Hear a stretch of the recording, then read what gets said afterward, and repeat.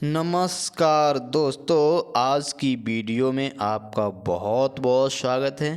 तो इस वीडियो के अंतर्गत हम लोग पढ़ने वाले हैं जो पार्ट्स ऑफ स्पीच होते हैं उनसे रिलेटेड जो है परीक्षा में किस प्रकार के प्रश्न बनते हैं। ठीक है, तो ये जो प्रश्न हैं सारे प्रश्न बोर्ड परीक्षा में आए हुए हैं। तो जो प्रश्न आ चुके हैं तो उनकी संभावना फिर से बन जाती है कि फिर से आएँ। तो हमारे साथ पढ़ने का प्रयास करिएगा, समझने का प्रयास करिएगा। तो ये प्रश्न अगर आते हैं या इससे संबंधित इसके जैसे प्रश्न आते हैं तो वो प्रश्न आपके गलत नहीं होंगे। ठीक है, तो उम्मीद करते हैं कि आप बहुत ही धैर्य के साथ समझने का प्रयास करेंगे तो ये सारी चीज़ें आपको समझ में आ जाएंगी। ठीक है, चलिए शुरू करते हैं। तो देखते हैं, पहला है the young boy ran away. अब यहाँ को समझते हुए चलेंगे। यंग मतलब कैसा लड़का, यंग बॉय जो था वो रैन अवे भाग गया। अब यहाँ आइडेंटिफाई करना है, मतलब पहचानना है, क्या, एडजेक्टिव। तो एडजेक्टिव को पहचानने के लिए आप जो सेंटेंस है, जो वाक्य है, उसमें आप कैसा करके प्रश्न करेंगे। तो मतलब यहाँ पे है कि कैसा लड़का भाग गया, तो आप कहेंगे यंग, यानी कि जो हमारा जवाब आता है वही हमारा एडजेक्टिव होता है। तो जो यंग है वो हमारा यहाँ पे एडजेक्टिव है। तो सी ऑप्शन आपका बिल्कुल सही है। ठीक है, आगे देखते हैं। दूसरा वाक्य, Ramu was very laborious. Ramu कैसा था, बहुत ही लेबोरियस था, मेहनती था। Identify the verb. अब देखो वर्ब को अगर आइडेंटिफाई करना है तो वर्ब क्या बताती है, नाउन या प्रोनाउन के बारे में जानकारी देती है। अब आप ऐसे नहीं समझ सकते तो आप ऐसे मानिए, सबसे पहले आपको देखना है अगर वाक्य असर्टिव है तो सब्जेक्ट मिलेगा। ठीक है, और सब्जेक्ट के तुरंत बाद आपको वर्ब देखने को मिल सकती है। ठीक है, अगर ऑलवेज या नेवर नहीं लगा है तो आपको वर्ब देखने को मिल जाएगी। तो यहाँ पे जो वॉज है वो हमारी वर्ब है। अगर वॉज के बाद अगर एक और कोई वर्ब होती, जैसे रामू वॉज और गोइंग या प्लेइंग कुछ भी होता, तो जो वॉज होती वो हमारी हेल्पिंग वर्ब होती। तो यहाँ पे जो वॉज है वो आपकी वर्ब है। ठीक है, तो ये सी ऑप्शन है जो आपका वो बिल्कुल सही है। ठीक है, तो सारी चीज़ें आप समझते हुए चलिए, जल्दबाजी में ना हो तो सारी चीज़ें बहुत अच्छे से समझ में आने वाली हैं। ठीक है, अब देखते हैं अगला, the noun form of strength. Strength का नाउन फॉर्म छांटना है। देखो स्ट्रोंगर हमारा क्या है, स्ट्रोंग का कंपैरेटिव डिग्री है, तो ये हमारा ऑप्शन गलत हो गया। ठीक है, और स्ट्रेंज का मतलब होता है विचित्र। ठीक है, यानी ये बात तो बड़ी स्ट्रेंज है। स्ट्रेंज, तो स्ट्रेंज हमारा अपने आप में क्या होता है, एडजेक्टिव की तरह यूज होता है। ठीक है, विचित्र। और स्ट्रॉन्गेस्ट, ये भी आप देख रहे हैं सुपरलेटिव डिग्री है। तो यहाँ देखो ये बहुत ही ट्रिकी सवाल था। तो इसमें आप देख रहे हैं स्ट्रेंथ पहले भी दिया है, तो इसका जो ऑप्शन है वो भी स्ट्रेंथ वाला ही सही है। मतलब जो स्ट्रेंथ है अपने आप में नाउन है, तो ये ऑप्शन आपका बिल्कुल सही हो गया। ठीक है, आगे देखते हैं, ही इज़ ईगर। अब देखो यहाँ लिखा है नो लिखा है हिज रिजल्ट। अब देखो इसको छांटना बहुत आसान होता है। अब जैसे आपको यहाँ दो तरह की हिंट मिलने वाली हैं। पहले तो आपको पता होना चाहिए कि ईगर के साथ लगता क्या है। तो ईगर के साथ आपका लगता है टू, एक तो आपको ये पता हो। दूसरी यहाँ पे आप देख रहे हैं ये है क्रिया का फर्स्ट फॉर्म। तो हमने आपको बताया है टू प्लस वी फर्स्ट क्या होता है, टू प्लस वी फर्स्ट। अब यहाँ आप ऐसे भी अंदाज लगा सकते थे, जैसे इनटू होता, ऑफ होता या अबाउट होता, तो आपका क्रिया का आईएनजी फॉर्म आता है। तो आपको समझ जाना है कि जो ये टू वाला ऑप्शन है वो बिल्कुल सही है। ठीक है, अब आगे देखते हैं, Sita has gone to school. Sita school चली गई है। तो इसका आपको बनाना है फ्यूचर परफेक्ट टेंस। कौन सा टेंस बनाना है, फ्यूचर परफेक्ट टेंस। तो फ्यूचर परफेक्ट टेंस क्या होता है, देखो फ्यूचर में आपका विल और शैल तो आता ही आता है। तो यहाँ आप देख रहे हैं सब में विल लगा है, तो यानी कि विल और उसके बाद में परफेक्ट है, तो परफेक्ट का मतलब आपको हैव लगाना है और इसके बाद में आपको लगाना है क्रिया का थर्ड फॉर्म। ठीक है, बगैर जो हैव है, हैव के लगाए बिना कोई भी वाक्य हमारा परफेक्ट नहीं बनता है। यानी कि हैव का फॉर्म कोई न कोई होता है। हैव का फॉर्म आपका हैड देखने को मिलेगा, हैज देखने को मिलेगा, विल हैव या शैल हैव देखने को मिलेगा। तो अब आपको ये चीज़ देखनी है। तो पहले वाक्य में ये चीज़ नहीं है तो इसको आप काट देंगे, ठीक है। दूसरे में आप देख रहे हैं हैड लगा है तो हमें चाहिए बिल, वो है नहीं इसमें तो इसको भी हम हटा देंगे। तीसरे में देख रहे हैं तो यहाँ आप देख रहे हैं हैड लगा हुआ है। फिर तीसरे में देख रहे हैं विल बी गोइंग, यानी कि क्रिया का आईएनजी फॉर्म लगा है जो कंटिन्यूअस है। तो आपका जो डी ऑप्शन है उसमें आप देख रहे हैं विल मिल रहा है मिल रहा है और क्रिया का थर्ड फॉर्म भी मिल रहा है, यानी जो चीज़ हमें चाहिए थी वो इसमें मिल रही है। तो ये वाला ऑप्शन हमारा बिल्कुल सही है, ठीक है। आगे बढ़ते हैं।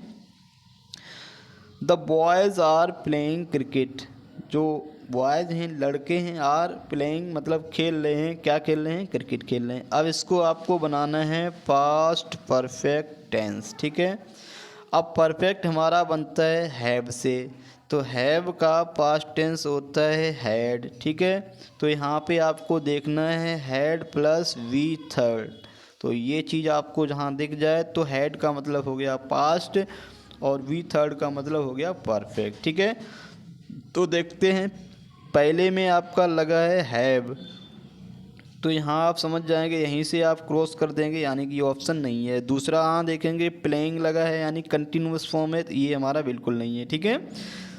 द बॉयज प्ले, अब प्ले क्रिया का फर्स्ट फॉर्म है, इसमें कहीं भी हैड या क्रिया का थर्ड फॉर्म नहीं है, तो ये भी हमारा हट जाएगा। तीसरे में देखें the boys have played cricket, अब हमें चाहिए हैड और इसमें लगा है हैव लगा है, तो ये भी हमारा हट जाएगा, ठीक है। तो आप देख रहे हैं चौथे में आपका मिल रहा है हैड और प्लेड, यानी क्रिया का थर्ड फॉर्म भी मिल रहा है और हैड भी मिल रहा है, तो ये ऑप्शन आपका डी वाला बिल्कुल सही हो जाएगा, ठीक है। आगे बढ़ते हैं, यहाँ समझने का प्रयास करेंगे। लिखा है my friend is a hard working man, अब देखो मेरा मित्र है, कैसा है, एक कठिन मेहनत करने वाला व्यक्ति है, ठीक है। अब यहाँ आइडेंटिफाई द वर्ब करना है, ठीक है। तो कुछ बच्चे कंफ्यूज हो जाते हैं कि इज लगा है, इज एम आर के साथ क्रिया में आईएनजी लगी होती है, तो वो यहाँ पे लगी है, तो वो सोच लेते हैं कि जो वर्किंग है वो आपका वर्ब है, लेकिन यहाँ पे ऐसा नहीं है। देखो ये आपका नाउन है, नाउन के साथ जो भी आगे पीछे चीज़ें लगी हैं वो आपकी क्या होंगी, या तो एडजेक्टिव होंगी या फिर एडवर्ब होंगी। तो यानी कि ये हमारा नाउन के साथ हैं, तो इज यहाँ पे जो है वो वर्ब का काम कर रहा है। तो माई फ्रेंड इज, तो इज वाला जो ऑप्शन है वो बिल्कुल सही है, ठीक है। तो आपको ये जो वर्किंग वाला ऑप्शन है इसको आपको भूल कर भी नहीं चुनना है, ठीक है। आगे देखते हैं, the noun form of succeed, देखो सक्सीड क्या है, सक्सीड का मतलब है सफल होना, यानी कि ये हमारी वर्ब है। तो अब हमें देखना है इसका जो नाउन फॉर्म क्या होता है। सक्सेसफुल का मतलब सफल, यानी कि ये हमारा एडजेक्टिव है। सक्सीडिंग ये क्रिया में आईएनजी फॉर्म लगा हुआ है। सक्सेसफुली ये भी हमारा देख रहे हैं एडवर्ब है। तो यहाँ आप देख रहे हैं ये जो सक्सेस है, यानी सक्सीड माने सफल होना और सक्सेस माने होता है सफलता, तो सफलता यानी कि सी ऑप्शन हमारा सही है, ये पूरी तरह से नाउन है आपका, ठीक है। आगे देखते हैं, choose the correct preposition to complete the sentence. It has been raining, देखो यहाँ पे लगा है हैज़ बीन और रेनिंग। देखो यहाँ पहले टेंस को पहचानेंगे। हैज़ का मतलब प्रेजेंट, बीन का मतलब परफेक्ट और रेनिंग का मतलब कंटिन्यूअस, यानी कि ये हमारा है प्रेजेंट परफेक्ट कंटिन्यूअस। तो आप यहाँ केवल यही जान लेंगे कि जो प्रेजेंट परफेक्ट कंटिन्यूअस टेंस होता है उसमें फॉर और सिंस का प्रयोग होता है। तो आपने देखा दो विकल्प तो हमने ऐसे ही काट दिए, जैसे ही ये चीज़ हमारे दिमाग में आई कि प्रेजेंट परफेक्ट कंटिन्यूअस टेंस में फॉर सिंस का प्रयोग होता है। अब देखो फॉर का प्रयोग होता है, फॉर के बाद गिनती होनी चाहिए, तो यानी कि यहाँ पे गिनती नहीं है, यानी कि सिंस मॉर्निंग, तो आप मॉर्निंग के साथ सिंस भर देंगे, ठीक है। तो बी ऑप्शन आपका बिल्कुल ये आपका सही है, ठीक है। आगे बढ़ते हैं, he went to the market to buy some books, यानी वह मार्केट गया कुछ किताबें खरीदने के लिए। Change into present perfect tense. देखो प्रेजेंट परफेक्ट हमारा बनता है किससे, हैव से। तो प्रेजेंट में आपकी क्या होती है, हैज़, और यहाँ पे आपको देखना है हैज़ के बाद क्रिया का थर्ड फॉर्म, ठीक है। तो हैज़, अब देखो पहले में आईएनजी लगी है, हैज़ तो लगा है लेकिन बीन भी लगी है, तो ये हमारा गलत हो गया। दूसरे में आपका वॉज लगा है, तो ये आप देख रहे हैं वॉज गोइंग, तो ये भी हमारा गलत हो गया। तीसरे में आप देख रहे हैं गोज लगा है, यानी क्रिया में एस या आई एस लगा है। चौथे में आप देख रहे हैं हैज गॉन, यानी कि हैज लगी है और क्रिया का ये थर्ड फॉर्म। तो आप समझ सकते हैं जो हमें चाहिए था वो डी में है, तो ये डी वाला ऑप्शन आपका बिल्कुल सही हो जाएगा। ठीक है, आगे बढ़ते हैं, यहाँ देखने का प्रयास करेंगे। She lives in Mumbai for her studies. अब देखो इसमें आइडेंटिफाई करना है वर्ब को, ठीक है। तो वर्ब हमने आपको बताया है कि जब सबसे पहले सब्जेक्ट दिया हो तो सब्जेक्ट के जस्ट बाद आपको देखने से पॉसिबिलिटी ये होती है कि वर्ब मिल जाएगी, ठीक है। तो यानी कि जो लिव्स है वो हमारी यहाँ पे क्या है, वर्ब है। तो ये जो लिव्स वाला ऑप्शन है वो बिल्कुल सही है, ठीक है। तो ध्यान रहे वर्ब के लिए आप सेंटेंस के इधर लास्ट में तो बिल्कुल नहीं आएंगे, ध्यान रहे। आगे देखते हैं, the noun form of classify, यानी क्लासीफाई करने के लिए क्या होता है, ये जो नाउन फॉर्म होता है वो आपका होता है क्लासिफिकेशन, ठीक है। तो आपका बी ऑप्शन बिल्कुल सही है, ठीक। आगे देखते हैं, choose the correct preposition to complete the sentence. Sita is taking rest. अब देखो सीता क्या कर रही है, रेस्ट कर रही है। कहाँ कर रही है, ए टॉल ट्री, यानी कि एक लंबा पेड़ है, तो एक सेंस बनता है उसके नीचे रेस्ट कर रही है ना।